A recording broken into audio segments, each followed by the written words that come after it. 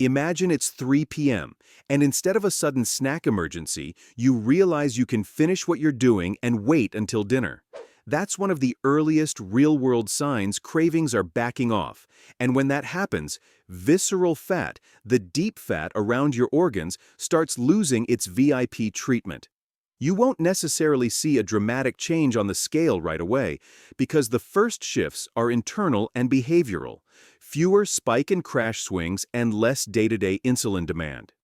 What you can track is concrete. Less mindless grazing, fewer intense sweet cravings, fewer afternoon crashes, and a waistband that doesn't feel like it's negotiating with your chair. In the next few minutes, I'll map what usually changes first across your early consistent days and weeks, so you measure progress the right way, and don't quit right before it gets easier. For years, visceral fat can build damage quietly.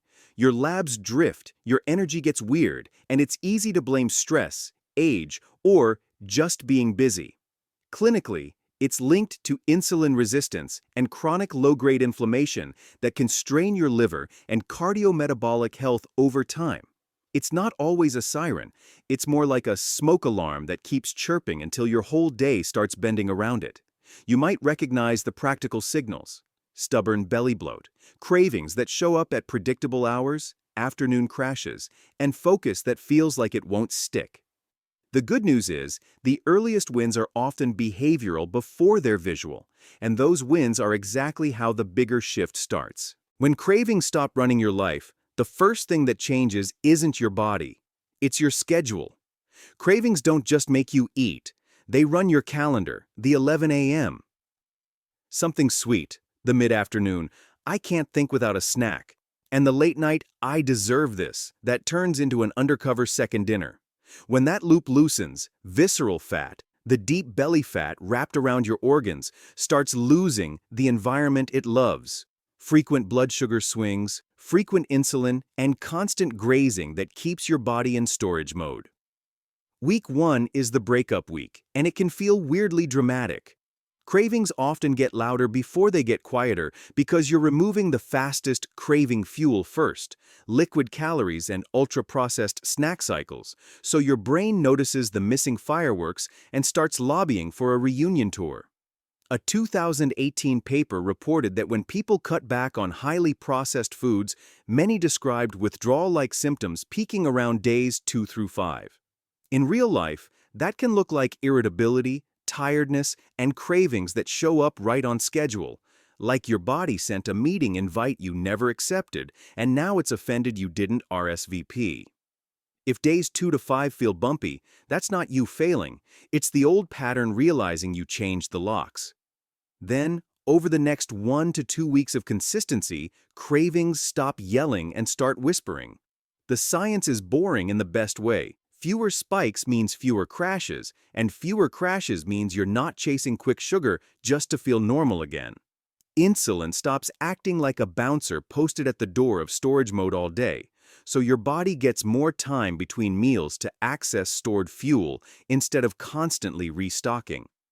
Practically, you notice you can go from lunch to dinner without getting feral, your afternoon crash softens, and snacky thoughts stop interrupting your focus like spam pop-ups. This is the moment people call willpower, but it's really just your biology finally not heckling you every 3 hours. Somewhere in weeks 2 to 4, your body starts feeling less loud. Visceral fat isn't silent storage. It behaves like an endocrine organ and can contribute to chronic low-grade inflammation. A 2022 review described how obesity is commonly accompanied by inflammation in fat tissue, especially visceral fat, and how it's lower grade than an infection, but still metabolically meaningful.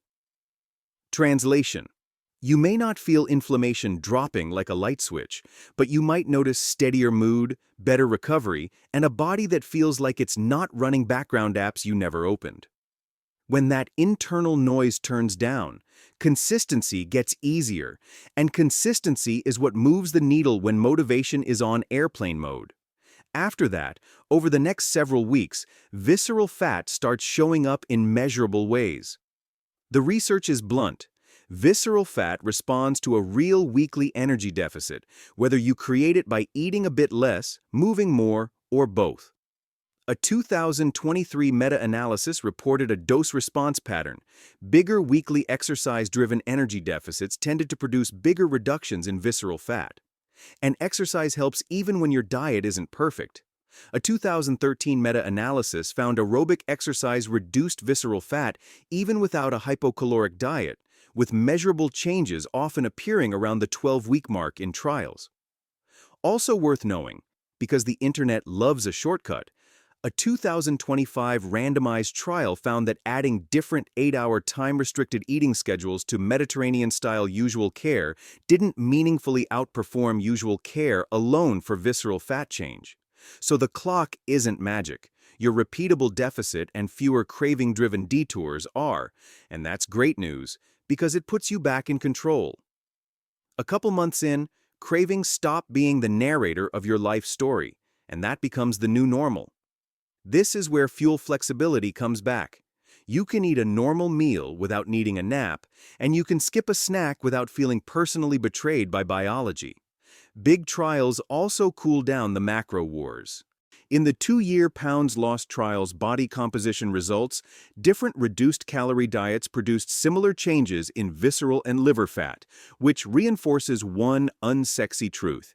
Adherence beats the magical carb-to-fat ratio. The best plan isn't the perfect plan. It's the plan your real life can tolerate long enough for your organs to believe you. So what do you actually do to get cravings out of the driver's seat? Cut liquid sugar first because it's the easiest way to drink a meal and still be hungry, like paying rent and still sleeping in your car. Build meals that land with protein and fiber so your brain gets the memo that food happened. Walk after meals, even 10 minutes, because muscles are glucose parking lots and walking opens more spaces. Lift a couple days a week so your body stores more fuel in muscle and less in the places that make your metabolism cranky. Protect sleep, because a sleep-deprived brain doesn't want a sensible dinner, it wants the entire pantry, plus a sequel. When cravings stop running your life, visceral fat doesn't get a dramatic eviction notice. It just loses the conditions that helped it move in. If you want a progress report that doesn't lie, track 2 simple things for 4 weeks: your waist measurement at the navel and how often you hit that old emergency snack moment. When those 2 start improving, the inside is changing even if the scale is playing possum. Your hunger gets quieter, your energy gets steadier, and long-term protection starts stacking before the mirror sends you a thank you note. No kidding. If cravings are quieter lately, treat that as data, not drama.